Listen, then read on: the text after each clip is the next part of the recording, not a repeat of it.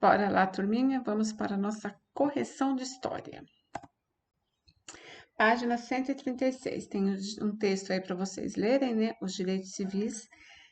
A pergunta: segundo a definição dos direitos civis que o texto apresenta, podemos afirmar que ele esteve presente durante os períodos colonial e imperial da história do Brasil? Não. Neste período não havia igualdade perante a lei, né? Nem todos tinham o mesmo direito. Letra B. Dê um exemplo que justifique a sua resposta anterior. O exemplo era os escravizados, que não tinham direitos, podendo sofrer castigos e sanções físicas. Além de não ter direito nenhum, eles sofriam castigos. Em sua opinião, os direitos civis são importantes? Explique sua resposta. Né? Cada um vai colocar a sua, né? Sabendo que, claro, que um direito é muito importante, né? Para que nós possamos ter os mesmos direitos que todos. Então, o direito civil é importante para todos e não só para um grupo de pessoas, como durante muito tempo foi. Número 2. Assinale a alternativa que completa a frase corretamente durante o Brasil colonial. Qual é a alternativa? A alternativa C. Tá, número 2, alternativa C.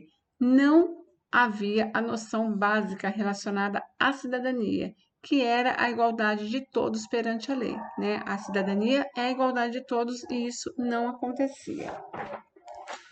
Número 3, assinale V ou F nas afirmações a seguir. A independência do Brasil trouxe avanços para a cidadania? Não, né? Houve independência, mas a parte da cidadania ainda não foi tão respeitada assim. A Constituição de 1824 autorizou somente homens com 25 anos de idade com renda pelo menos de 100 mil reais a votarem? Verdadeiro, né? Só eles que podiam votar. As mulheres e os escravizados podiam votar durante o reinado de Dom Pedro I? Não, falso. O analfabetismo e a escravidão foram dois fatores que colaboraram para que não houvesse o desenvolvimento da cidadania no Brasil colonial? Verdadeiro. Número 4. O que era o voto de cabresto? O eleitor não tinha liberdade de votar no candidato de sua preferência. Como o voto não era secreto e votavam na frente do coronel, eles eram obrigados a votar nos candidatos indicados por eles, né? Assim como nós vimos lá na explicação. O voto era na frente dos coronéis, então o povo não tinha direito nem de escolher o seu candidato. Página 143. Por que Getúlio Vargas convocou uma Assembleia Constituinte após assumir o governo do Brasil em 1930?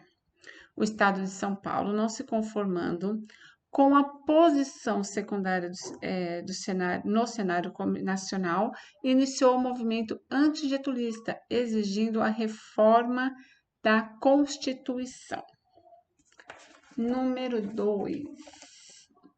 A Constituição que instituiu o voto feminino foi a de 1934, letra B, onde as mulheres puderam começar a votar. Número 3. Qual foi a importância do movimento operário para a cidadania no Brasil? De acordo com José Murilo de Carvalho, né? Ele que colocou isso daí.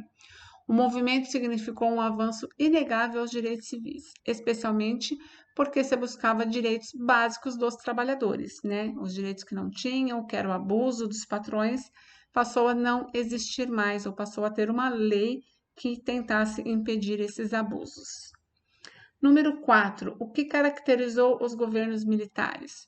Foi um governo marcado por restrições à liberdade, pelo autoritarismo, havendo prejuízos aos direitos civis e políticos, né? As pessoas não tinham direitos, eram simplesmente impostas aos mandados dos militares.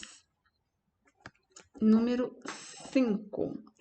Durante o Estado Novo, houve o quê? Embora os direitos políticos tivessem ficado prejudicados, Vargas deu atenção aos direitos sociais.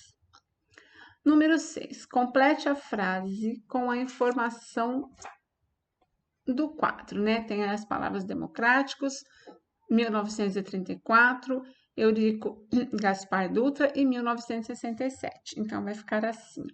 A Constituição de 1934 instituiu o voto feminino. Durante o governo dos militares, foi elaborada uma Constituição em 1967.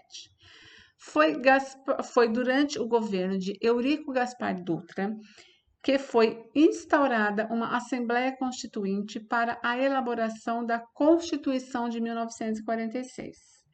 A cidadania no Brasil, durante o século XX, foi marcada por momentos em que houve governos democráticos e outros que não houve. Ok, pessoal? Bem rapidinho, exercícios bem fáceis de fazer.